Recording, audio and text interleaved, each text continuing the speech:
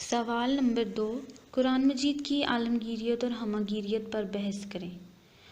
جواب: ہمہ۔ قرآن پاک اپنی ہمہ اور عالمگیریت کے لحاظ سے بھی معجزہ ہے۔ قرآنی تعلیمات ہمہ ہیں۔ یہ کسی خاص علاقے، نسل یا زمانے کے لیے نہیں ہیں، بلکہ تمام بنی نوع انسان کے لیے ہیں۔ اس کی تعلیمات میں آفاقیت پائی جاتی ہے، جو تمام زمانوں اور مکانوں پر محیط ہے۔ یہ واحد کتاب ہے جو ہر علاقے، ہر زمانے اور قوم کے لیے ہے۔ چونکہ انسانی فطرت ابتدائے آفرینش سے لے کر آج تک ایک ہی ہے اور قیامت تک ایک ہی رہے گی، اس لیے قرآنی تعلیمات فطری ہیں۔ ہر دور کا انسان یوں محسوس کرتا ہے جیسے یہ اسی دور کے لیے نازل کی گئی ہے۔ یہی وجہ ہے کہ اسلامی تعلیمات ہر دور، ہر علاقے اور ہر قسم کے ماحول میں بسنے والوں کے لیے اپنے اندر شفا، روشنی اور ہدایت لیے ہوئے ہیں۔ ارشاد باری تعالیٰ ہے: یا ایھا الناس قد جاءتکم موعظۃ من ربکم وشفاء لما فی الصدور وہدی ورحمۃ للمؤمنین۔ ترجمہ: لوگو، تمہارے پاس تمہارے پروردگار کی طرف سے نصیحت اور دلوں کی بیماریوں کی شفا اور مومنوں کے لیے ہدایت اور رحمت آ پہنچی ہے۔ یہ قرآن حکیم کا اعجاز ہے کہ جب اللہ تعالیٰ نے تقریباً 23 سالوں کے دورانیے میں تھوڑا تھوڑا کر کے ضرورت کے مطابق نازل فرمایا، اسی وقت انسانی ضرورتیں اور ترجیحات کچھ اور تھیں، اور آج کے دور کی انسانی ضرورتیں بالکل مختلف نوعیت کی ہو گئی ہیں۔ لیکن قرآنی تعلیمات آج بھی ہر صاحب ایمان کی رشد و ہدایت کا سامان بہم پہنچا رہی ہیں۔ ایسا نہیں ہے کہ وقت گزرنے کے ساتھ ساتھ ضرورت ترجیحات بدلنے سے قرآنی تعلیمات بدل گئی ہوں، نامکمل رہنمائی نہ فراہم کرتی ہوں۔ یہی وجہ ہے کہ جب تک مسلمان قرآن پاک کی ہدایت پر عمل پیرا رہے اور اس کی عظمت و فضیلت کو پہنچایا تو انہوں نے زمانے میں عروج حاصل کیا، اور جب قرآن کی ہمہ گیریت تعلیمات سے روگردانی کی تو تنزلی کا شکار ہو گئے۔ رسول صلی اللہ علیہ وآلہ وسلم کا ارشاد ہے: ان اللہ یرفع بہذا الکتاب اقواما ویضع بہ آخرین۔ بے شک اللہ تعالیٰ اس قرآن مجید کے ذریعے بہت سی قوموں کو عزت اور سربلندی عطا کرتا ہے، اور بہت سی قوموں کو اس قرآن مجید سے غفلت کی وجہ سے رسوائی سے ہمکنار کرتا ہے۔ علامہ اقبال نے اسی طرح اشارہ کرتے ہوئے کہا: وہ معزز تھے زمانے میں مسلمان ہو کر، وہ معزز تھے زمانے میں مسلمان ہو کر، اور ہم خوار ہوئے تارک قرآن ہو کر۔ قرآن حکیم کی تعلیمات و ہدایت پوری انسانی زندگی پر محیط ہیں۔ زندگی کا کوئی شعبہ ایسا نہیں جس کے بارے میں واضح ہدایت نہ دی گئی ہو۔ ہمیں چاہیے کہ ہم ان ہدایات کو اچھی طرح سمجھیں اور پھر ان پر عمل کریں۔ سوال نمبر 3، تنوع کے لحاظ سے آپ قرآن مجید کے بارے میں کیا جانتے ہیں؟ جواب: تنوع۔ قرآن حکیم کی تعلیمات چونکہ انسانی زندگی کے ہمہ گیر پہلوؤں کا احاطہ کرتی ہیں، اس لیے اس کی رشد و ہدایت میں تنوع کا عنصر بھی موجود ہے۔ قرآن حکیم صرف ایمانیات اور عبادات تک محدود نہیں ہے، بلکہ معاملات اور اخلاق و کردار کے بارے میں بھی بڑی صراحت سے ہدایات دی گئی ہیں۔ یہی وجہ ہے کہ قرآن کہتا ہے کہ ادخلوا فی السلم کافۃ، یعنی اسلام میں پورے داخل ہو جاؤ۔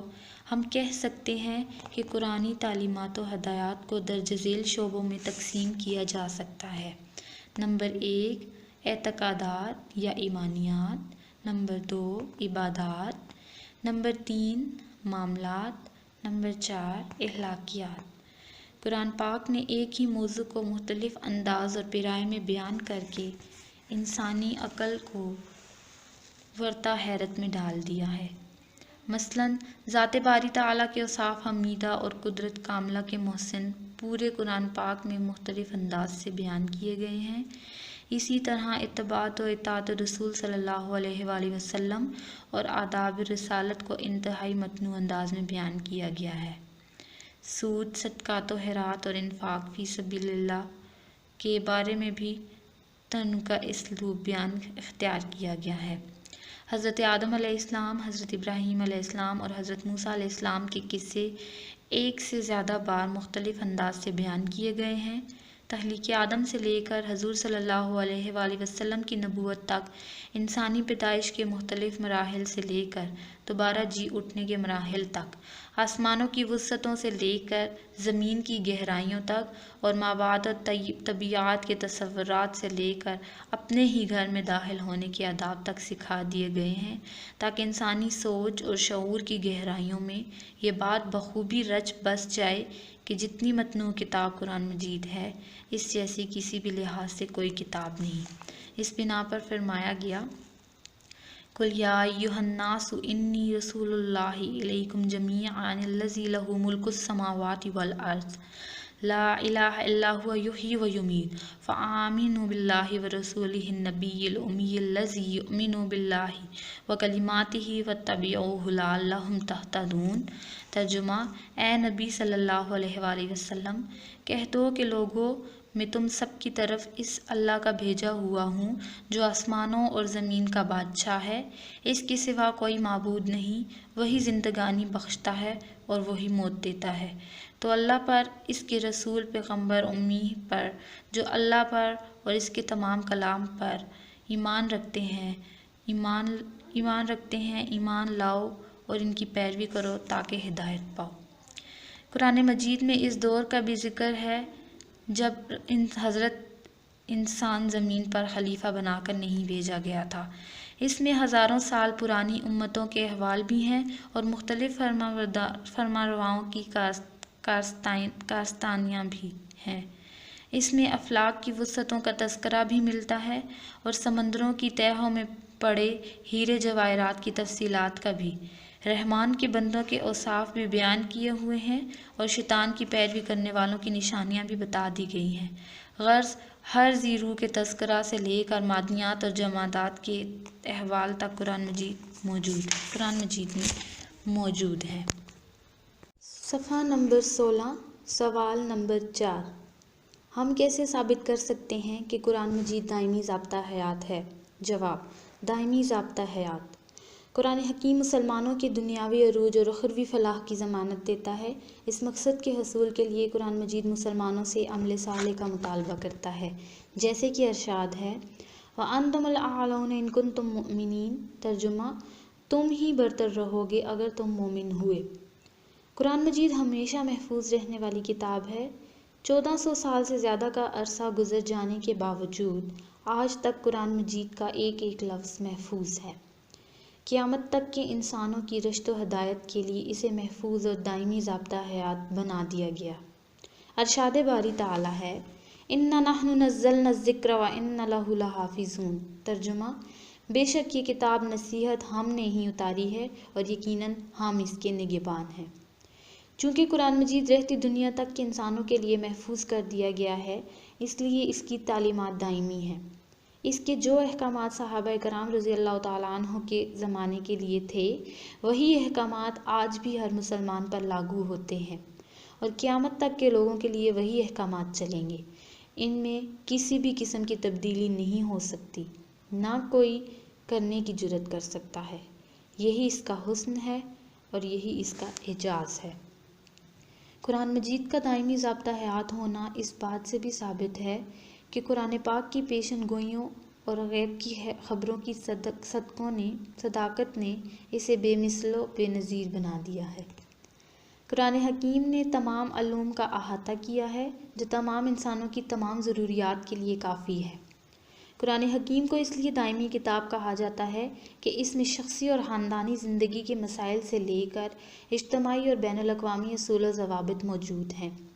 قرآن مجید میں معاشرتی فلاح و بہبود اور امن و سکون کے قیام کے لیے مکمل ضابطۂ معاشرت موجود ہے۔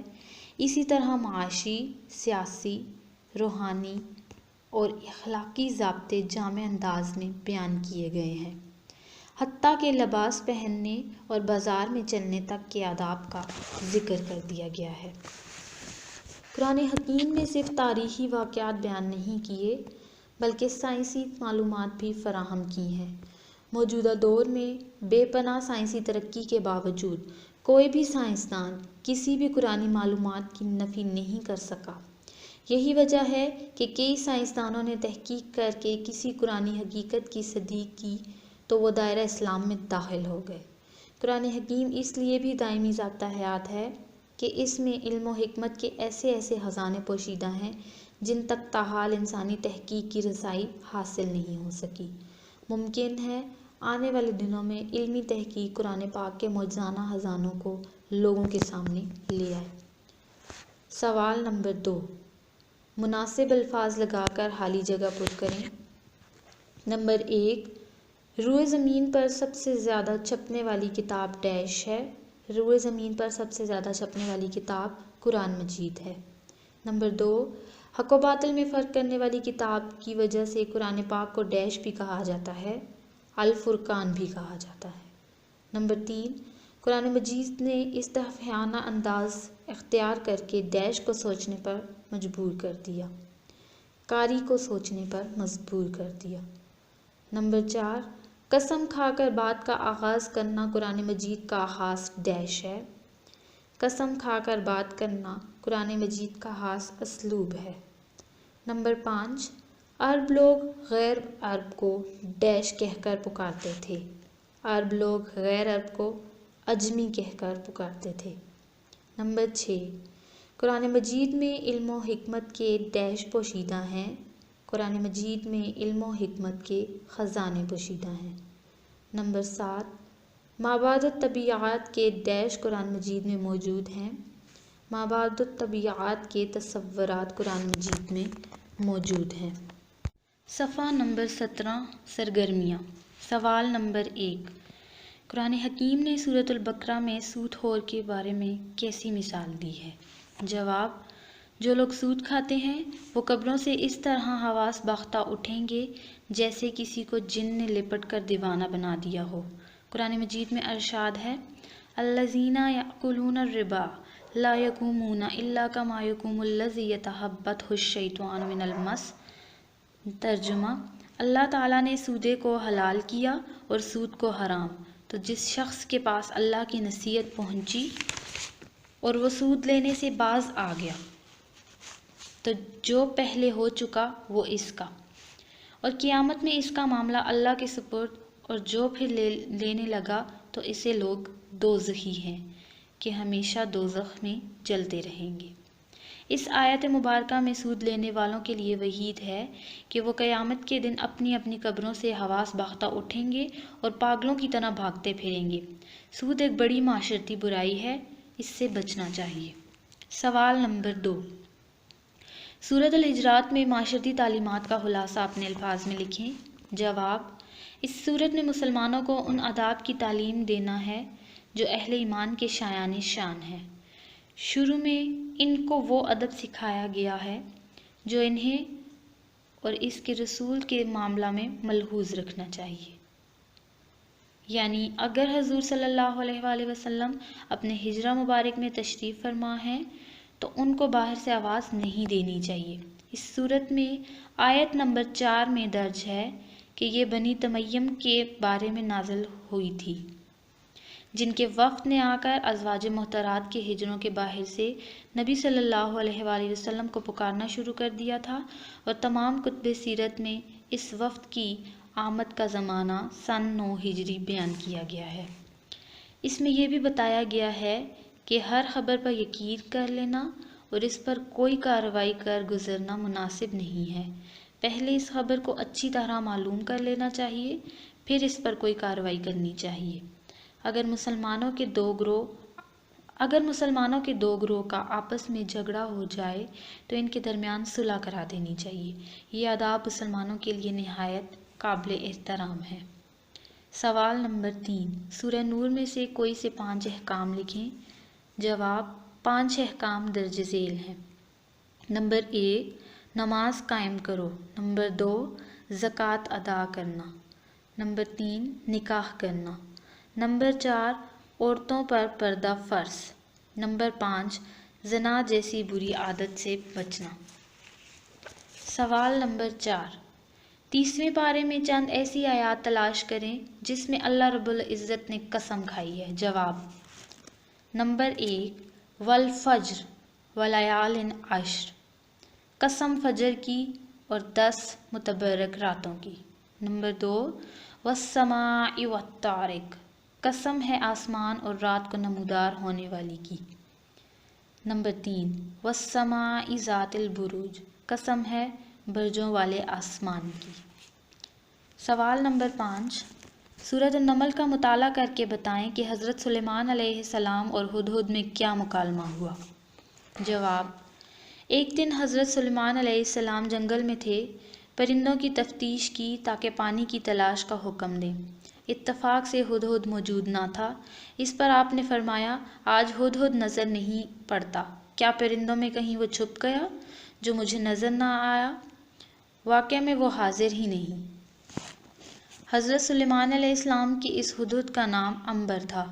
آپ فرماتے ہیں کہ اگر فی الواقعہ وہ غیر حاضر ہے تو میں اسے سخت سزا دوں گا، اس کے پر نوچ دوں گا اور اسے پھینک دوں گا کہ کیڑے مکوڑے کھا جائیں، یا میں اسے حلال کر دوں گا یا وہ اپنے غیر حاضر ہونے کی معقول وجہ بیان کر دے۔ ہدہد کی غیر حاضری کی تھوڑی سی دیر گزری تھی جو وہ آ گیا۔ اس نے کہا، اے نبی اللہ، جس بات کی آپ کو خبر بھی نہیں ہے، اس کی ایک نئی خبر لے کر آپ کے پاس حاضر ہوا ہوں۔ میں سبا سے آ رہا ہوں اور پختہ یقینی خبر لایا ہوں۔ اس کے سبا عمیر تھے اور یہ یمن کے بادشاہ تھے۔ ایک عورت ان کی بادشاہت کر رہی ہے، اس کا نام بلقیس بنت شرجیل تھا، یہ سبا کی ملکہ تھی۔ ہدہد کی خبر سنتے ہی حضرت سلیمان علیہ السلام نے اس کی تحقیق شروع کر دی کہ اگر یہ سچا ہے تو قابل معافی ہے اور اگر جھوٹا ہے تو قابل سزا ہے۔ عزیز طلبہ، یہ آڈیو ریکارڈنگ آپ کے لیے ہیومینیٹیرین ڈیولپمنٹ آرگنائزیشن ایبٹ آباد کے ذریعے اہتمام کی گئی۔ ہیومینیٹیرین ڈیولپمنٹ آرگنائزیشن ایبٹ آباد 2011 سے اپنی مدد آپ کے تحت صحت، تعلیم اور معاشی خود مختاری کے شعبوں میں بہتری کے لیے کوشاں ہے۔ ادارہ نے نہ صرف خیبر پختونخوا بلکہ ملک بھر کے نابینا طلباء کی تعلیمی مشکلات اور رکاوٹوں کو دور کرنے کے لیے FA تا ماسٹرز لیول کی نصابی کتب اور کورسز، جن میں علامہ اقبال اوپن یونیورسٹی کے کورسز بھی شامل ہیں، کو آڈیو ریکارڈنگ میں منتقل کرنے کا اہتمام کیا ہے، تاکہ نابینا طلباء اعلیٰ تعلیم تک رسائی حاصل کر کے ملک و قوم کی ترقی اور خوشحالی میں اپنا بھرپور کردار ادا کر سکیں۔ یہ تمام آڈیو ریکارڈنگز نابینا طلباء کو بالکل مفت فراہم کی جا رہی ہیں۔ نابینا طلباء کے علاوہ دیگر طلباء بھی اس تعلیمی سہولت سے استفادہ کر سکتے ہیں۔ ہیومینیٹیرین ڈیولپمنٹ آرگنائزیشن ایبٹ آباد، ای میل HDOATD@gmail.com، ویب سائٹ HDORG.net، رابطہ نمبر 03459541 یعنی 0345 95 41 838۔ صفحہ نمبر 20، بے ترجمہ و تفسیر قرآن مجید، حصہ اول، معروضی سوالات۔ سوال نمبر 1، درج ذیل بیانات کے چند ممکنہ جوابات دیے گئے ہیں، درست جواب کی نشاندہی کریں۔ نمبر 1، تفسیر کے لغوی معنی ہیں: الف تشریح، بے بیان، جیم وضاحت، دال صراحت۔ درست جواب ہے بیان۔ نمبر 2، قرآن پاک کے پہلے مفسر کون ہیں؟ الف حضرت محمد صلی اللہ علیہ وآلہ وسلم، بے حضرت ابوبکر صدیق رضی اللہ تعالیٰ عنہ، جیم حضرت عمر رضی اللہ تعالیٰ عنہ، دال حضرت عثمان رضی اللہ تعالیٰ عنہ۔ درست جواب ہے حضرت محمد صلی اللہ علیہ وآلہ وسلم۔ نمبر 3، علم انشقاق کہتے ہیں: الف مختلف کلمات اور صیغوں کا علم، بے جملوں کی ساخت کے لحاظ سے معنی سمجھنا، جیم کلمہ کے اصل مادہ کو سمجھنے کا علم، دال تشبیہات و استعارات کو سمجھنے کا علم۔ درست جواب ہے کلمہ کے اصل مادہ کو سمجھنے کا علم۔ نمبر 4، علم الصرف کو کہتے ہیں: الف مختلف کلمات اور صیغوں کا علم، ب جملوں کی ساخت کے لحاظ سے معنی سمجھنا، ج کلمہ کے اصل مادہ کو سمجھنے کا علم، د تشبیہات و استعارات کو سمجھنے کا معنی۔ درست جواب ہے مختلف کلمات اور صیغوں کا علم۔ نمبر 5، علم البیان ایسا علم ہے جس میں الف کسی زبان کی خوبصورتی اور اس کے بولنے اور لکھنے کے ارتقاء کو سمجھ کر معنی سمجھنا، ب احکام دین کو سمجھنا، ج تشبیہات، محاورات اور استعارات وغیرہ کو سمجھ کر معنی نکالنا، د مادے میں اختلاف کے معنی سمجھنا۔ درست جواب ہے ج تشبیہات، محاورات اور استعارات وغیرہ کو سمجھ کر معنی نکالنا۔ نمبر 6، فقہ ایسا علم ہے جو الف اللہ تعالیٰ اپنے حاصل خاص بندوں کو عطا کرتا ہے، ب احکام شریعت کے متعلق جزیات اور فروع کے بارے میں مہارت دے، ج اسباب نزول کے متعلق پر، د احکامات دین کی وضاحت کرے۔ درست جواب ہے ب احکام شریعت کے متعلق جزیات اور فروع کے بارے میں مہارت دے۔ نمبر 7، البدیع ایسا علم ہے جس میں الف کسی زبان کی خوبصورتی اور اس کے بولنے اور لکھنے کے ارتقاء کو سمجھ کر معنی حاصل کرنا، ب جملوں کی ساخت کے لحاظ سے معنی مرتب کرنا، ج مختلف کلمات اور صیغوں کا علم، د کلمہ کے اصل مادہ کو سمجھنے کا علم۔ درست جواب ہے الف کسی زبان کی خوبصورتی اور اس کے بولنے اور لکھنے کے ارتقاء کو سمجھ کر معنی حاصل کرنا۔ نمبر 8، علم احکام میں شامل ہیں الف واجب، مذہب، مکروہ، حرام وغیرہ، ب یہود، نصارہ، مشرکین و منافقین وغیرہ، ج اطاعت کرنے والوں کے جزا و سزا، د زمین و آسمان مافیاؤں کا علم۔ درست جواب ہے الف واجب، مذہب، مکروہ، حرام وغیرہ۔ نمبر 9، تفسیر ابن جریر لکھی گئی الف پہلی صدی، ب دوسری صدی، ج تیسری صدی، د چوتھی صدی۔ درست جواب ہے د چوتھی صدی۔ نمبر 10، تفسیر ابن کثیر کے مصنف ہیں الف محمد بن جریر، ب ابو اسحاق احمد بن ابراہیم، ج تقی الدین ابوالعبن احمد، د عماد الدین اسماعیل بن عمر۔ درست جواب ہے د عماد الدین اسماعیل بن عمر۔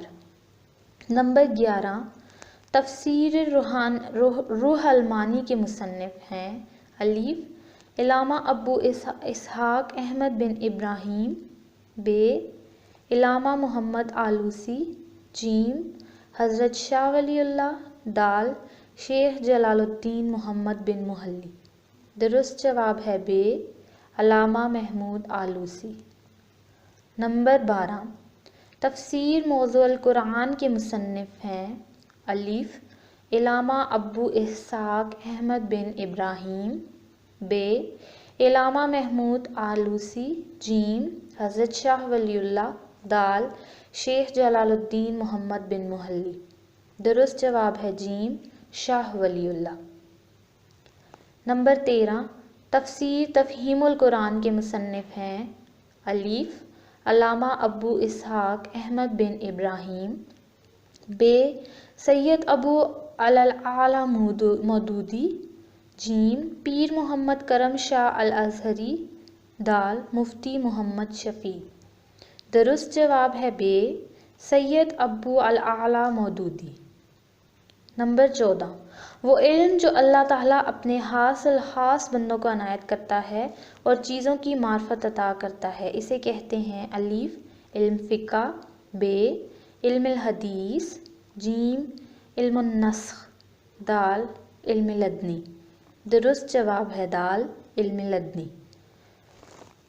نمبر 15، ایسا علم جس میں احکام شریعت سے متعلق جزیات اور فروع کے بارے میں مہارت ہو تاکہ قرآنی مقصد تک پہنچا جا سکے کہلاتا ہے الف علم فقہ، ب علم الحدیث، ج علم الفسخ، د علم لدنی۔ درست جواب ہے الف، علم فقہ۔ صفحہ نمبر 23، ترجمہ و تفسیر قرآن مجید، سوالات و جوابات۔ سوال نمبر 1، اصطلاحی لحاظ سے تفسیر کی تعریف لکھیں۔ جواب، اصطلاح میں تفسیر سے مراد وہ علم ہے جس میں اللہ تعالیٰ کی نازل کردہ آخری کتاب قرآن مجید کی اس انداز میں تشریح کی جائے کہ اللہ تعالیٰ کے احکامات کی اصل روح معلوم کی جا سکے۔ سوال نمبر 2، تفسیر کے لیے علم اسباب نزول کیوں ضروری ہے؟ جواب، تفسیر کے لیے علم اسباب نزول اس لیے ضروری ہے کہ مختلف آیات کے شان نزول کا علم رکھے بغیر کوئی بھی قرآن کے منشا کو نہیں سمجھ سکتا۔ سوال نمبر 3، علم بیان سے کیا مراد ہے؟ جواب، یہ ایسا علم ہے جس میں تشبیہات، محاورات، استعارات وغیرہ کو سمجھ کر معنی و مراد کو سمجھا جاتا ہے۔ سوال نمبر 4، علم لدنی کسے کہتے ہیں؟ جواب، یہ وہ علم ہے جو اللہ تعالیٰ اپنے خاص الخاص بندوں کو عنایت فرماتا ہے اور چیزوں کی معرفت عطا کر دیتا ہے۔ اسرار قرآنی کو سمجھنا اس کے بغیر ممکن نہیں ہوتا۔ یہ وہ باطنی نور ہے جس سے رموز قرآنی کو سمجھا جاتا ہے۔ سوال نمبر 5، متشابہات آیات کون سی ہیں؟ جواب، متشابہات وہ آیات کہلاتی ہیں جن کے ایک سے زیادہ مفہوم ہوں۔ سوال نمبر 6، تفسیر جلالین کو جلالین کیوں کہتے ہیں؟ جواب، شیخ جلال الدین محلی اسے مکمل کرنے سے پہلے ہی وفات پا گئے تھے، بعد میں اسے امام جلال الدین سیوطی نے مکمل کیا، اس لیے اسے جلالین کہتے ہیں۔ سوال نمبر 7، روح المعانی کا تعارف بیان کریں۔ جواب، یہ تفسیر علامہ محمود آلوسی بغداد نے لکھی۔ اس تفسیر کا شمار 13ویں صدی کی بہترین تفاسیر میں کیا جاتا ہے۔ روح المعانی کو علماء امت مسلمہ آج بھی نہایت اہتمام سے پڑھتے ہیں۔ یہ تفسیر 6 جلدوں پر مشتمل ہے۔ انہوں نے سابقہ تفاسیر کے مطالعے سے کسب فیض کے بعد یہ تفسیر لکھی، جس بنا پر اس میں کئی خوبیاں پیدا ہوئیں۔ سوال نمبر 8، تفسیر بیضاوی کس نے لکھی؟ جواب، تفسیر بیضاوی قاضی ناصر الدین نے لکھی۔ سوال نمبر 9، دور حاضر کی ایک معروف تفسیر کا تعارف لکھیں۔ جواب، تفہیم القرآن۔ یہ تفسیر سید ابو الاعلیٰ مودودی نے لکھی۔ اسے اردو زبان میں نہایت آسان زبان میں لکھی جانے والی تفسیر کا درجہ حاصل ہے۔ دور جدید میں اسے اچھی کاوش سمجھا جاتا ہے۔ حصہ دوم، سوال نمبر 2، مندرجہ ذیل سوالات کے مختصر جوابات دیں۔ سوال نمبر 1، علم تفسیر سے کیا مراد ہے؟ جواب، علم تفسیر سے مراد وہ علم ہے جس میں اللہ تعالیٰ کی نازل کردہ کتاب قرآن مجید کی اس طرح تشریح کی جائے اللہ تعالیٰ کے احکامات کی اصل روح معلوم کی جا سکے۔ سوال نمبر 2، قرآن پاک کے پہلے مفسر کون ہیں؟ جواب، قرآن پاک کے پہلے مفسر حضرت صلی اللہ علیہ وآلہ وسلم ہیں، جنہوں نے اپنے قول و فعل سے قرآن مجید کی تفسیر کی۔ آپ صلی اللہ علیہ وآلہ وسلم کی وفات کے بعد صحابہ اکرام رضی اللہ تعالیٰ عنہم نے قرآن مجید کی تفسیر کی۔ ان کے بعد بھی یہ سلسلہ چلتا رہا اور قیامت تک یہ سلسلہ چلتا رہے گا۔ سوال نمبر 3، کیا ہر شخص قرآن پاک کی تفسیر کر سکتا ہے؟ جواب، ہاں، ہر شخص قرآن پاک کی تفسیر کر سکتا ہے، لیکن مفسر قرآن کے لیے کچھ حدود مقرر ہیں۔ اگر کسی شخص میں یہ خوبیاں ہوں تو وہ تفسیر کر سکتا ہے۔ جنہیں قرآن پاک کا کچھ علم ہی نہ ہو وہ تفسیر کیسے کر سکتا ہے؟ سوال نمبر 4، مفسر قرآن کے لیے کن علوم کا جاننا ضروری ہے؟ جواب، مفسر قرآن کے لیے عربی زبان و ادب میں ماہر ہونا ضروری ہے۔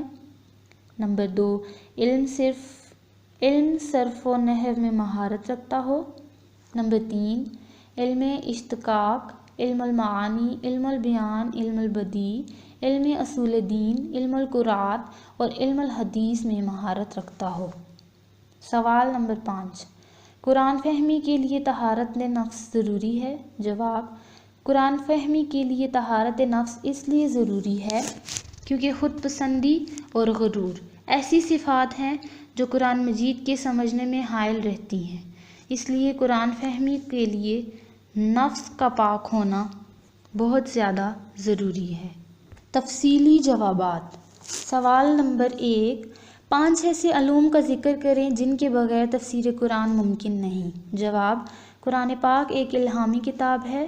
اسے سمجھنے کے لیے اور اس کی تفسیر کرنے کے لیے مندرجہ ذیل نکات کا پہلے سمجھنا ضروری ہے۔ نمبر 1، محکم آیات کا سمجھنا۔ قرآن کریم میں محکمات اور متشابہات 2 قسم کی آیات ہیں۔ کسی متشابہ آیات کا مفہوم سمجھنے کے لیے محکم آیات کو سامنے رکھنا ضروری ہے۔ نمبر 2، قرآنی آیات کا رابطہ۔ قرآنی آیات کا آپس میں گہرا رابطہ ہوتا ہے، لہٰذا تفسیر کرتے وقت آیات کا آپس میں رابطہ رکھنا ضروری ہے۔ نمبر 3، حدیث و سنت پر عبور حاصل ہونا۔ حضور کریم صلی اللہ علیہ وآلہ وسلم قرآن پاک کے سب سے بڑے مفسر تھے، لہٰذا قرآن پاک کو حدیث و سنت کے بغیر سمجھنا گمراہی کا سبب ہے۔ نمبر 4، طہارت نفس۔ خود پسندی اور عقل کل سمجھنے کی بجائے اللہ تعالیٰ سے ڈر کر اور اپنے نفس کی طہارت سے قرآن پاک کو سمجھنے کی کوشش کرنی چاہیے۔ نمبر 5، صحابہ کرام رضی اللہ تعالیٰ عنہ کے قول سے آگاہی۔ قرآن مجید کا علم سمجھنے میں صحابہ کرام رضی اللہ تعالیٰ عنہ کے اقوال کا خیال رکھنا ضروری ہے کیونکہ انہوں نے حضور صلی اللہ علیہ وآلہ وسلم سے خود قرآن مجید سیکھا تھا۔ اضافی تفصیلی سوالات۔ سوال نمبر 2، تفسیر قرآن کے لیے عمومی شرائط کیا ہیں؟ جواب، تفسیر قرآن کے لیے عمومی شرائط۔ تفسیر کے لغوی معنی بیان اور کشف کے ہیں۔ اصطلاح میں تفسیر سے مراد وہ علم ہے جس میں اللہ تعالیٰ کی نازل کردہ آخری کتاب قرآن مجید کی اس انداز میں تشریح کی جائے کہ اللہ تعالیٰ کے احکامات کی اصل روح معلوم کی جا سکے۔ نبی کریم صلی اللہ علیہ وآلہ وسلم سب سے پہلے شارح اور مفسر ہیں۔ آپ صلی اللہ علیہ وآلہ وسلم نے اپنے قول و عمل سے قرآن حکیم کی تفسیر فرمائی۔ جناب رسالت مآب رسول اللہ صلی اللہ علیہ وآلہ وسلم کی وفات کے بعد صحابہ کرام رضی اللہ تعالیٰ عنہم نے تفسیر قرآن کا فریضہ سر انجام دیا۔ صحابہ کرام رضی اللہ تعالیٰ عنہ کے بعد یہ فریضہ تابعین کرام علیہ السلام، تابعین اور علماء امت مسلمہ نے جاری رکھا اور یہ سلسلہ آج تک جاری و ساری ہے۔ تفسیر قرآن کے لیے کچھ حدود مقرر کی گئی ہیں۔ ہر آدمی قرآن کی تفسیر لکھنے کی اہلیت نہیں رکھتا۔ علامہ جلال الدین سیوطی رحمۃ اللہ علیہ نے قرآن کریم کی تفسیر لکھنے کے لیے درج ذیل 15 علوم کا جاننا ضروری قرار دیا ہے۔ ان علوم پر دسترس حاصل کیے بغیر قرآن کریم کی تفسیر نہیں کی جا سکتی۔ نمبر 1، کلاسیکی عربی زبان پر عبور۔ کلاسیکی عربی زبان و ادب میں مہارت کے بغیر قرآن کریم کی تفسیر ممکن نہیں۔ نمبر 2، علم نحو پر دسترس۔ علم نحو میں مہارت کے بغیر قرآن مجید کی تشریح ممکن نہیں ہے، اس لیے کہ اعراب پر ہی معانی کا انحصار ہوتا ہے۔ علم صرف، مختلف کلمات اور صیغوں کا علم رکھے بغیر قرآن مجید کی تفسیر نہیں کی جا سکتی۔ جب تک کسی کو یہ علم ہی نہ ہو کہ صیغہ کون سا ہے، وہ کلام کی مراد کیسے سمجھ سکتا ہے۔ نمبر 4، علم اشتقاق۔ یہ کلمہ کے اصل مادہ کو سمجھنے کا علم ہے۔ بعض اوقات لفظ ایک جیسا ہو جاتا ہے لیکن مادے میں اختلاف کی وجہ سے معنی میں نمایاں فرق آ جاتا ہے۔ نمبر 5، علم المعانی۔ یہ ایسا علم ہے جس میں جملوں کی ساخت کے لحاظ سے معانی مرتب کیے جاتے ہیں۔ نمبر 6، علم بیان۔ یہ ایسا علم ہے جس میں تشبیہات، محاورات، استعارات وغیرہ کو سمجھ کر معنی و مراد کو سمجھا جاتا ہے۔ نمبر 7، علم البدیع۔ یہ ایسا علم ہے جس میں کسی زبان کی خوبصورتی اور اس کے بولنے اور لکھنے کی ارتقاء کو سمجھ کر معنی مراد لیے جاتے ہیں۔ نمبر 8، علم القرآت۔ قرآن حکیم کی مختلف قرأتوں کا علم رکھے بغیر قرآن حکیم کی تفسیر ممکن نہیں، اس لیے کہ ایک قرأت میں ایک لفظ کے معنی دوسری قرأت سے مختلف ہوتے ہیں۔ نمبر 9، علم اصول دین، احکامات دین یعنی حلال و حرام، فرض واجب کا علم رکھنا مفسر قرآن کے لیے ضروری ہے۔ نمبر 10، علم اسباب نزول، مختلف آیات کے شان نزول کا علم رکھے بغیر کوئی بھی قرآن کے منشا کو نہیں سمجھ سکتا۔ نمبر 11، علم النسخ، ناسخ و منسوخ کا علم رکھے بغیر کوئی بھی قرآن حکیم کی تفسیر لکھنے کے قابل نہیں ہو سکتا۔ نمبر 11، اصول فقہ، فقہی اصول و ضوابط کا ماہر ہونا مفسر قرآن کے لیے شرط ہے تاکہ وہ قرآنی نصوص اور سنت رسول سے استنباط کر سکے۔ علم الحدیث، قرآن حکیم کی اصل تشریح حدیث مبارکہ سے ہی ہوتی ہے، اس لیے حدیث کا علم ہونا مفسر قرآن کے لیے بہت ضروری ہے۔ 14، فقہ، یعنی ایسا علم جس میں احکام شریعت سے متعلق جزیات اور فروع کے بارے میں مہارت ہو تاکہ قرآنی مقصود و مطلوب تک پہنچا جا سکے۔ نمبر 15، علم لدنی، یہ وہ علم ہے جو اللہ تعالیٰ اپنے خاص الخاص بندوں کو عنایت فرماتا ہے اور چیزوں کی معرفت عطا کر دیتا ہے۔ اسرار قرآنی کو سمجھنا اس کے بغیر ممکن نہیں ہوتا۔ یہ وہ باطنی نور ہے جس سے رموز قرآنی کو سمجھا جا سکتا ہے۔ ان علوم کے علاوہ دیگر بہت سارے علوم کا جاننا بھی از حد ضروری ہے، جس میں سائنس، تاریخ، جغرافیہ، حساب اور منطق زیادہ نمایاں ہیں۔ بعض علماء نے علم الکلام، علم الجدل الخلاف، علم السیر اور علم الحقائق کا جاننا بھی مستحسن قرار دیا ہے۔ قرآن حکیم کی تفسیر کے لیے چند عمومی شرائط و قیود بھی ہیں جن پر مفسر قرآن کا عمل کرنا ضروری ہے۔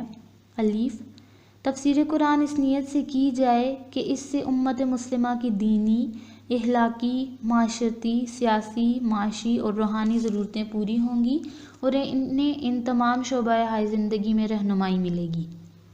ب، قرآن حکیم کی تفسیر سے مطلوب دنیاوی جاہ و عزت نہ ہو بلکہ اخروی فلاح ہو اور خالصتاً اللہ کی رضا و خوشنودی کے لیے کام کرے۔ ج، تفسیر کرتے وقت تقویٰ کا دامن ہاتھ سے نہ چھوٹے، ہر قسم کے تعصب، لالچ، حرص اور خوف وغیرہ سے بے نیاز ہو کر قرآن کے مطالبات و مفاہیم کو کھول کھول کر بیان کرے۔ د، تفسیر کرنے والے کے لیے ضروری ہے کہ وہ ہر وقت اللہ تعالیٰ سے دعا کرتا رہے کہ اس پر قرآن حکیم کے اسرار و رموز کھلتے رہیں اور وہ ہر وقت ذہن میں خیال رہے کہ اللہ تعالیٰ اور اس کا رسول ہی بہتر جاننے والا ہے۔ سوال نمبر 3، شاہ ولی اللہ محدث دہلوی نے قرآنی علوم کون کون سے علوم میں تقسیم کیا ہے؟ صفحہ نمبر 29، سوال نمبر 3، شاہ ولی اللہ محدث دہلوی نے قرآنی علوم کون کون سے علوم میں تقسیم کیا؟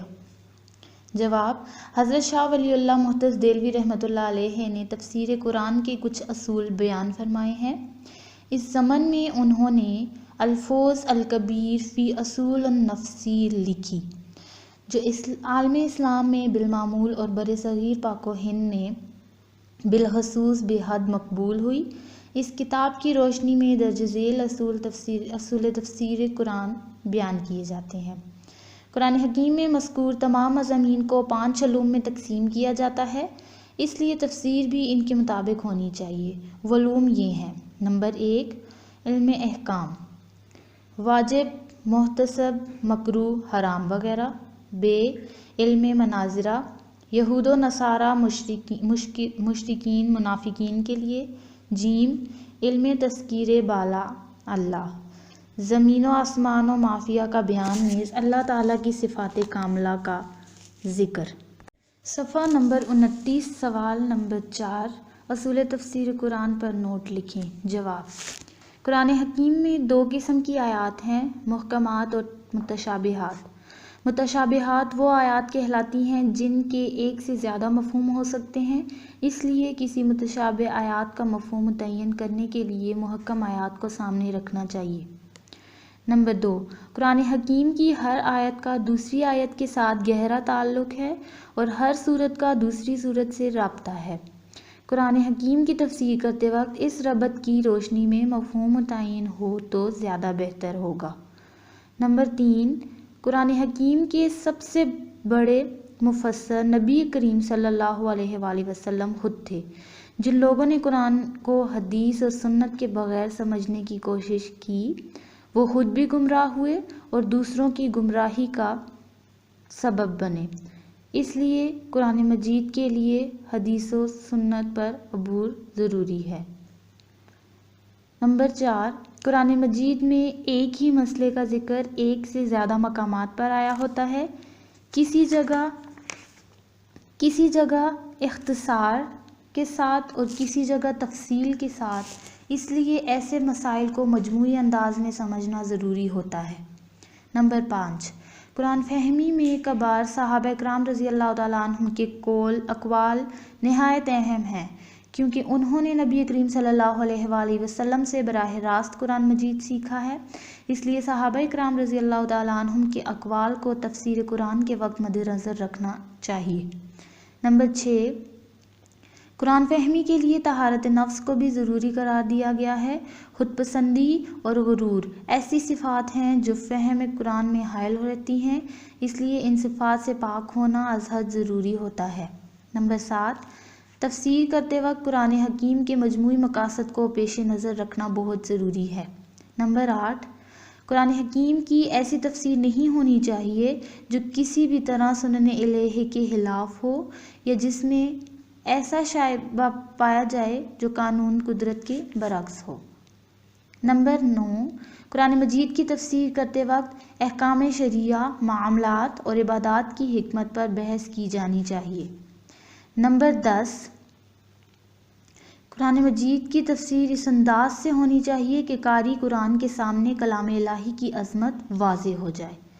نمبر 11، اصول تفسیر میں یہ امر بھی مضمر ہوتا ہے کہ اس سے احکام الہی کو عقلی اور منطقی انداز میں سمجھایا جائے۔ نمبر 12، ناسخ و منسوخ کی معرفت فن تفسیر میں نہایت بنیادی اصول ہے۔ چونکہ اس زمن میں اختلاف ہے، اس لیے صحابہ اکرام رضی اللہ تعالیٰ عنہم اور تابعین کے اقوال سے استفادہ کیا جائے۔ نمبر 13، تفسیر کرتے وقت مشہور و معروف عرب فصحا کے قصائد کا علم بھی ضروری ہے، کیونکہ اس سے قرآن مجید کے مشکل الفاظ کے سمجھنے میں آسانی ہوتی ہے۔ سوال نمبر 5، چند مشہور تفاسیر کے متعلق مختصراً لکھیں۔ جواب۔ نمبر 1، تفسیر ابن جریر۔ یہ تفسیر محمد بن جریر بن یزید الامام ابو جعفر طبری نے لکھی۔ یہ 4 صدی کی مشہور تفسیر ہے۔ اس کی کل 11 جلدیں اور 30 حصے ہیں۔ علامہ جلال الدین سیوطی نے اس تفسیر کی بہت تعریف کی ہے۔ اس تفسیر میں نبی کریم صلی اللہ علیہ وآلہ وسلم کی روایات اور صحابہ و تابعین کرام کے بہت سے اقوال کا ذکر بھی ملتا ہے۔ اپنے عہد میں یہ مقبول تفسیر سمجھی جاتی تھی۔ نمبر 2، تفسیر سالبی۔ یہ تفسیر ابو اسحاق احمد بن ابراہیم کی تھی۔ ابن حلقان نے اس تفسیر کی بہت تعریف کی ہے، تاہم ابن تیمیہ کا قول ہے کہ سالبی ایماندار اور متقی تھا، مگر اس نے اپنی تفسیر میں رتب یا بس کو جمع کر دیا ہے۔ چونکہ ابو اسحاق کا شمار نیشا پور کے جید علماء میں ہوتا ہے، اس لیے ان کی تفسیر کو معتبر سمجھا جاتا ہے۔ بعض لوگوں نے اس تفسیر پر اس لیے تنقید کی کہ اس میں موضوع حدیث اور بسند قصے بھی بیان کیے گئے تھے۔ نمبر 3، تفسیر انوار التنزیل۔ اس تفسیر کو تفسیر بیضاوی بھی کہا جاتا ہے۔ اس کے مصنف کا نام قاضی ناصر الدین ہے۔ اس کی جائے پیدائش شیراز کے قریب ایک قصبے بیضا میں ہوئی۔ اسی نسبت سے آپ بیضاوی کہلائے اور آپ کی تفسیر کو بھی یہی نام دے دیا گیا۔ اس تفسیر کو یہ اعزاز حاصل ہے کہ یہ پورے عالم اسلام میں پڑھی گئی۔ کئی لوگوں نے اس کے حاشیے اور شرحیں لکھیں۔ قاضی بیضاوی نے اپنے زمانے سے پہلے لکھی جانے والی تمام مشہور تفاسیر سے استفادہ کیا اور نہایت عمدہ انداز میں تفسیر رقم کی۔ نمبر 4، تفسیر القرآن۔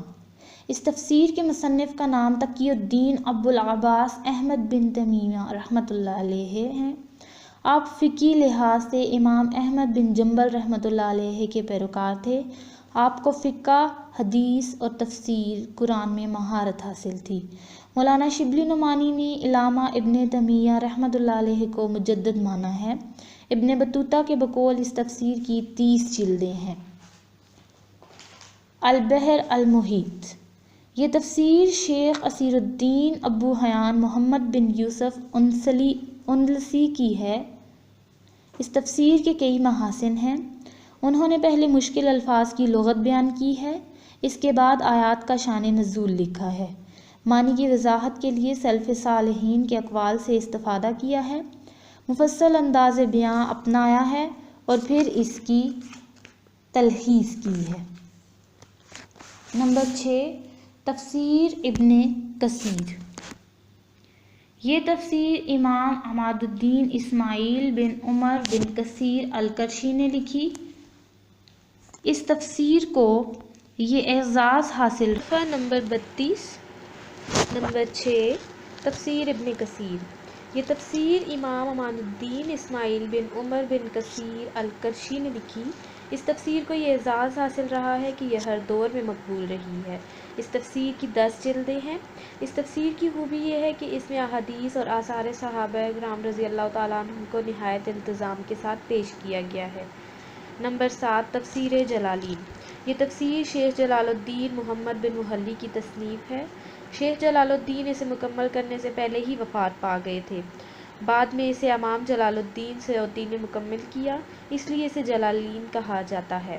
یہ تفسیر بے حد مقبول ہے، نہایت آسان طرز پر آیات کا مفہوم بیان کیا گیا ہے۔ نمبر 7، روح المعانی۔ یہ تفسیر علامہ محمود آلوسی بغدادی نے لکھی۔ اس تفسیر کا شمار 13ویں صدی کی بہترین تفاسیر میں کیا جاتا ہے۔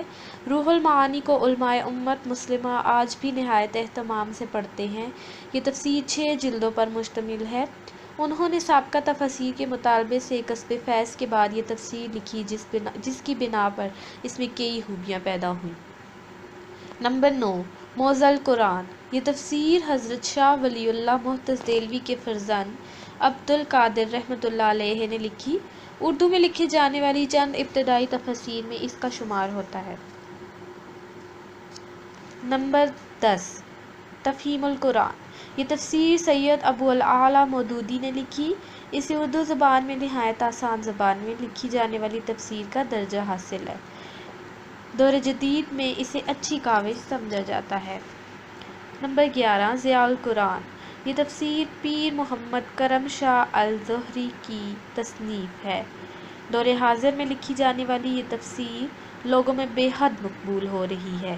یہ تفسیر ادبی محاسن اور عظمت رسول اکرم صلی اللہ علیہ وآلہ وسلم کے حوالے سے ایک شاہکار تفسیر سمجھی جاتی ہے۔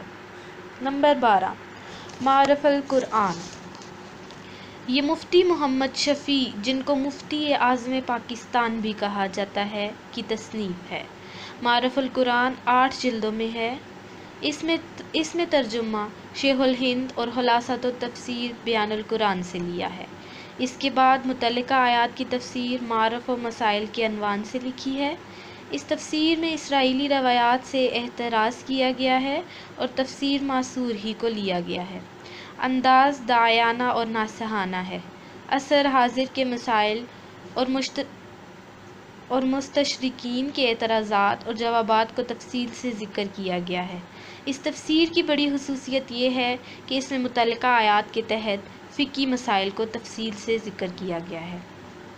نمبر 13، تفسیر عثمانی۔ علامہ شبیر احمد عثمانی نے اس کو تصنیف کیا۔ اس کا پشتو ترجمہ تفسیر کابلی کے نام سے مشہور ہے۔ اس تفسیر کی اہم خصوصیت یہ ہے کہ اس میں آیات کے تحت مختلف آراء کے درمیان جامع تطبیق دی گئی ہے۔ جدید ذہن کے اشکالات کو آسان طریقے سے حل کیا گیا ہے۔ نمبر 14، بیان القرآن۔ اس تفسیر کو مولانا اشرف علی تھانوی نے لکھا ہے۔ یہ مختصر تفسیر صرف 1 جلد پر مشتمل ہے۔ یہ متوسط علمی درجے کے لوگوں کے لیے سود مند ہے۔ تصوف اس تفسیر کا خاص موضوع ہے۔ نمبر 15، تیسیر القرآن۔ لاہور کے مشہور عالم کاتب اور ماہر فلکیات مولانا عبدالرحمن گیلانی کے قلم سے نقلی یہ تفسیر بالحدیث اور جدید دور کے مسائل کا قرآن کی روشنی میں احاطہ کرتی نظر آتی ہے۔ اس کے ساتھ ساتھ فقہی تعصب سے پاک اعتدال پر مبنی آرا ملتی ہے۔ صحیح حدیث کے التزام پر خصوصی توجہ دی گئی ہے۔ صفحہ نمبر 34 ج قرآن مجید کے اساسی مباحث حصہ اول معروضی۔ سوال نمبر 1 درج ذیل بیانات کے چند ممکنہ جوابات دیے گئے ہیں، درست جواب کی نشاندہی کریں۔ نمبر 1 اور آپس میں ایک دوسرے کا مال الف جائز کھاؤ، ب ناحق نہ کھاؤ، ج مفت میں نہ کھاؤ، دال قیمت دے کر کھاؤ۔ درست جواب ہے ب ناحق نہ کھاؤ۔ نمبر 2 اور آپس میں ایک دوسرے کا مال رشوت کے طور پر نہ پہنچاؤ، الف بادشاہ کو، ب غریبوں کو، ج حاکموں کو، دال دوستوں کو۔ درست جواب ہے ج حاکموں کو۔ نمبر 3 اور اللہ کی راہ میں مال الف خرچ نہ کرو، ب خرچ کرو، ج ضائع نہ کرو، دال بچا کر نہ رکھو۔ درست جواب ہے ب خرچ کرو۔ نمبر 4 بے شک اللہ تعالیٰ نیکی کرنے والوں کو الف جنت کی طرف بلاتا ہے، ب زیادہ دیتا ہے، ج دوست رکھتا ہے، دال اجر عظیم دے گا۔ درست جواب ہے ج دوست رکھتا ہے۔ نمبر 5 اللہ تعالیٰ کی راہ میں کون سا مال خرچ کریں، الف جو تمہیں ناپسند ہو، ب جو تم سے بچ جائے، ج جو بیکار ہو، دال جو ضرورت سے زیادہ ہو۔ درست جواب ہے دال جو ضرورت سے زیادہ ہو۔ نمبر 6 ان اللہ غنی حمید کا مطلب ہے الف بے شک اللہ تعالیٰ حاکم ہے، ب بے شک اللہ تعالیٰ بے نیاز ہے، خوبیوں والا ہے، ج بے شک اللہ تعالیٰ جاننے والا سننے والا ہے، دال بے شک اللہ تعالیٰ بڑا ہے۔ درست جواب ہے ب بے شک اللہ تعالیٰ بے نیاز ہے، خوبیوں والا ہے۔ نمبر 7 اور یتیم کے مال الف آپس میں بانٹ کر کھاؤ، ب آپس میں بانٹ کر نہ کھاؤ، ج حفاظت کرو، دال کے پاس بھی مت جانا مگر احسن طریق سے۔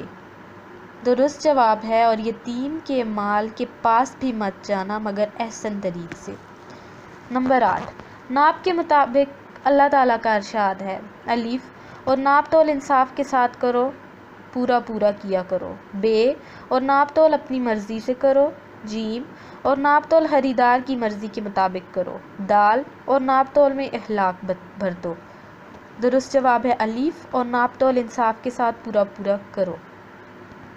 نمبر 9 اللہ تعالیٰ فرماتے ہیں ہم کسی کو تکلیف نہیں دیتے مگر الف حساب سے، ب سوچ کر، ج کسی کے عمل کے مطابق، دال اس کی طاقت کے مطابق۔ درست جواب ہے دال اس کی طاقت کے مطابق۔ نمبر 10 جب مقدمات کا فیصلہ کرو تو الف امیری غریبی کا خیال رکھو، ب چھوٹے بڑے کا خیال رکھو، ج قرابت داروں کا خیال رکھو، دال عدل اور انصاف کے ساتھ فیصلہ کرو۔ درست جواب ہے ج قرابت داروں کا خیال رکھو۔ نمبر 11 عہد کے متعلق اللہ تعالیٰ کا ارشاد ہے الف اور عہد پورا کرنے کے بجائے اپنا خیال رکھو، ب اور اللہ تعالیٰ کے عہد کو پورا کرو، ج اور عدل کے ساتھ عہد کرو، دال عہد توڑ دو۔ درست جواب ہے ب اور اللہ کے عہد کو پورا کرو۔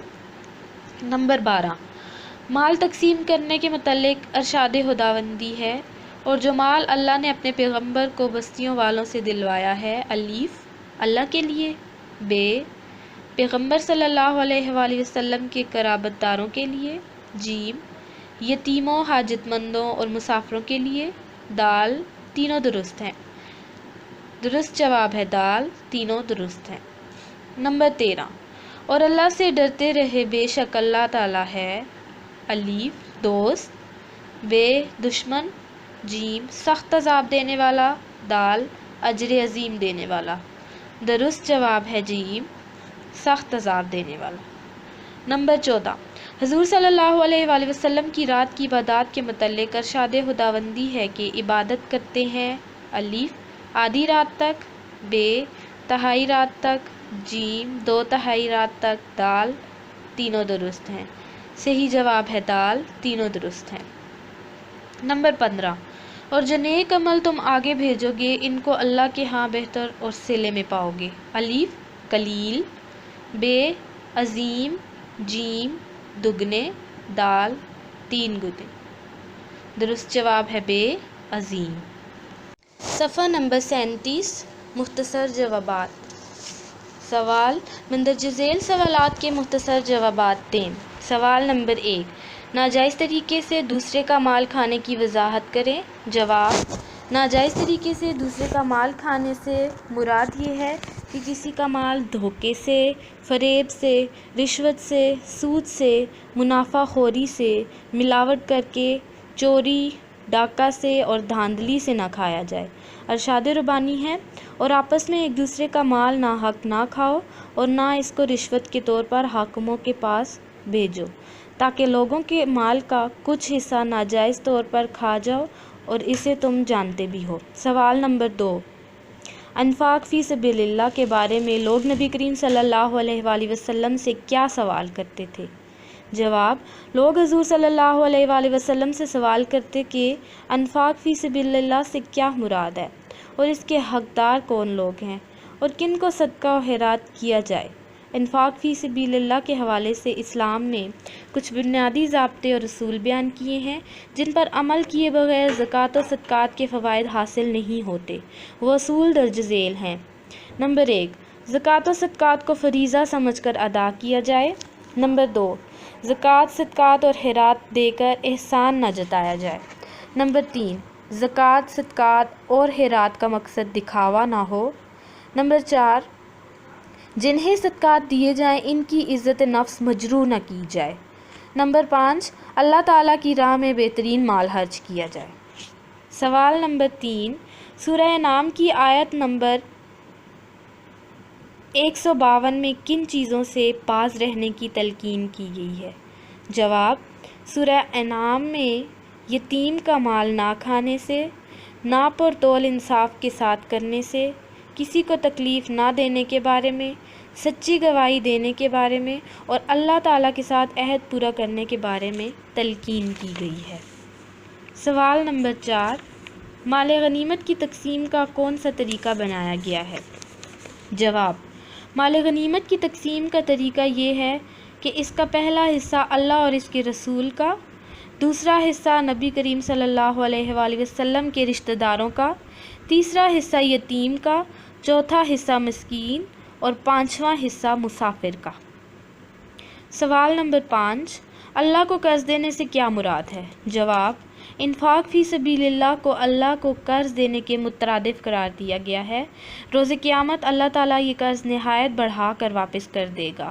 جو مال بھی اللہ کے راستے میں خرچ ہوگا اللہ تعالیٰ کے ہاں اس کا بہترین اجر ملے گا۔ سوال نمبر 6، ناپ تول میں کمی کرنے والوں کے لیے کون سی وعید سنائی گئی ہے؟ جواب، جو لوگ ناپ تول میں کمی کرتے ہیں ایسے لوگوں کے لیے ویل کا لفظ استعمال کیا گیا ہے، یعنی ان کے لیے خرابی ہے، افسوس اور گھاٹے کی بات ہے۔ سوال نمبر 8، ناپ تول میں کمی کرنے والوں کے لیے اللہ تعالیٰ نے کیا فرمایا ہے؟ جواب، ناپ تول میں کمی کرنے والوں کے متعلق اللہ تعالیٰ نے فرمایا ہے ویل للمطففین۔ ترجمہ، ناپ تول میں کمی کرنے والوں کے لیے خرابی ہے۔ جو لوگ بھاؤ کر لینے کے بعد ناپ تول میں کمی کرتے ہیں ان کے لیے گھاٹے اور افسوس کی بات ہے۔ سوال، اللہ تعالیٰ نے رسول اکرم صلی اللہ علیہ وآلہ وسلم اور ان کے صحابہ کرام رضی اللہ تعالیٰ عنہم کے قیام اللیل کے متعلق کیا فرمایا؟ جواب، اللہ تعالیٰ کا فرمان ہے وہ اپنے رسول صلی اللہ علیہ وآلہ وسلم اور صحابہ کرام رضی اللہ تعالیٰ عنہم کے متعلق جانتے ہیں کہ وہ رات کو آدھی آدھی رات تک تہائی رات تک اور 2/3 رات تک قیام اللیل میں رہتے ہیں، لیکن ان کو آسانی ہے کہ وہ جتنا بھی قرآن آسانی سے پڑھ سکیں پڑھ لیا کریں۔ سوال: اللہ تعالیٰ نے وعدوں کے متعلق کیا ارشاد فرمایا ہے؟ جواب: ارشاد خداوندی ہے وَبِعَہْدِ اللہِ أَوْفُوا۔ ترجمہ: اور اللہ کے عہد کو پورا کرو۔ اللہ تعالیٰ نے عہد توڑنے کو حرام قرار دیا ہے، خواہ وہ اللہ تعالیٰ سے ہو یا کسی انسان سے ہو۔ سوال: مقدمات کا فیصلہ کرتے وقت کس بات کا خیال رکھنا چاہیے؟ جواب: جب مقدمات کا فیصلہ کرو تو عدل و انصاف سے فیصلہ کرو، کسی کی طرفداری نہ کرو، اور مقدمے میں ہوا تمہارا بھائی یا بیٹا ہی فریق کیوں نہ ہو۔ ارشاد خداوندی ہے وَإِذْ قُلْتُمْ فَعْدِلُوا وَلَوْ كَانَ ذَا قُرْبَىٰ۔ اور جب کسی کی نسبت کوئی بات کہو تو انصاف سے کہو، گو وہ تمہارا رشتہ دار ہی کیوں نہ۔ سوال: اللہ تعالیٰ فرماتے ہیں ہم کسی کو تکلیف نہیں دیتے مگر اس کی طاقت کے مطابق، کیوں؟ جواب: اللہ تعالیٰ نے جن کاموں کے کرنے کا حکم فرمایا ہے، انسان میں ان کاموں کے کرنے کی طاقت بھی مہیا کی ہے۔ کوئی ایسا کام انہوں نے نہیں بتایا جن پر عمل کرنا انسان کے بس میں نہ ہو۔ اللہ تعالیٰ ایسے نہیں ہیں کہ ہمیں ایسے کاموں کا حکم دیں جو ہماری پہنچ سے دور ہوں۔ سوال: یتیم کے مال کے خرچ کرنے کے بارے میں اللہ تعالیٰ نے کیا فرمایا ہے؟ جواب: اللہ تعالیٰ کا فرمان ہے وَلَا تَقْرَبُوا مَالَ الْيَتِيمِ إِلَّا بِالَّتِي هِيَ أَحْسَنُ۔ ترجمہ: اور یتیم کے مال کے قریب بھی نہ جانا مگر ایسے طریق سے جو بہت ہی پسندیدہ ہو۔ جس یتیم کی کفالت کسی مسلمان کی ذمہ داری پائے تو ہر طرح سے اس کی خیر خواہی کرنا فرض ہے، یعنی اس کے مال کو جلدی ہڑپ نہ کر لیا جائے بلکہ اس کی حفاظت کی جائے، اور جتنا مال یتیم کی پرورش اور تعلیم پر خرچ ہوا اتنا ہی خرچ کرنا چاہیے۔ یتیم کی وراثت کی حفاظت کرنی چاہیے۔ یتیم کے بالغ ہونے پر اس کا مال گواہوں کے سامنے اس کے سپرد کر دیا جائے۔ سوال: اللہ کی راہ میں عمدہ اور پاک چیزیں خرچ کرنے کا قرآن پاک میں کیا ارشاد ہے؟ جواب: اللہ تعالیٰ کی راہ میں عمدہ اور پاک چیزیں خرچ کرنے کے سلسلہ میں ارشاد خداوندی ہے۔ ترجمہ: مومنو، جو پاکیزہ اور عمدہ مال تم کھاتے ہو اور جو چیزیں ہم تمہارے لیے زمین سے نکالتے ہیں، ان میں سے اللہ کی راہ میں بھی خرچ کرو، اور بری اور ناپاک چیزیں دینے کا قصد نہ کرنا کہ اگر وہ چیزیں تمہیں دی جائیں کہ بجز اس کے کہ لیتے وقت آنکھیں بند کر لو اور ان کو کبھی نہ لو، اور جان رکھو کہ اللہ بے نیاز ہے، خوبیوں والا ہے۔ سوال: شراب اور جوئے کے متعلق اللہ تعالیٰ نے کیا حکم دیا ہے؟ جواب: اللہ تعالیٰ نے فرمایا ہے کہ اے پیغمبر، لوگ تم سے شراب اور جوئے کا حکم دریافت کرتے ہیں، کہہ دو کہ ان میں گناہ بڑے ہیں اور لوگوں کے لیے فائدے بھی ہیں، مگر ان کے گناہ فائدہ سے کہیں زیادہ ہیں۔ سوال: اللہ تعالیٰ کی راہ میں مال خرچ کرنے کے متعلق قرآن پاک میں کیا ارشاد ہے؟ جواب: مال خرچ کرنے کے متعلق اللہ تعالیٰ فرماتے ہیں۔ ترجمہ: اور اللہ کی راہ میں مال خرچ کرو اور اپنے آپ کو ہلاکت میں نہ ڈالو اور نیکی کرو، بے شک اللہ تعالیٰ نیکی کرنے والوں کو دوست رکھتا ہے۔ اسلام دولت کو اکٹھا کرنے سے منع فرماتے ہیں۔ وہ دولت کو اپنے گھر والوں پر اچھی طرح خرچ کرنے کے بعد جو بچ جائے اسے اللہ تعالیٰ کے راستے میں خرچ کرنا چاہیے۔ دولت کو زکوٰۃ، صدقات اور خیرات میں خرچ کرنا چاہیے۔ بخل اور کنجوسی سے بچنا چاہیے۔ سوال: معاشی مسائل کے حل کے لیے قرآن پاک کی کسی ایک آیت کا ترجمہ لکھیے۔ جواب: ترجمہ: اور آپس میں ایک دوسرے کا مال ناحق نہ کھاؤ اور نہ اس کو رشوت کے طور پر حاکموں کے پاس پہنچاؤ تاکہ لوگوں کے مال کا کچھ حصہ ناجائز طور پر کھا جاؤ اور تم جانتے بھی ہو۔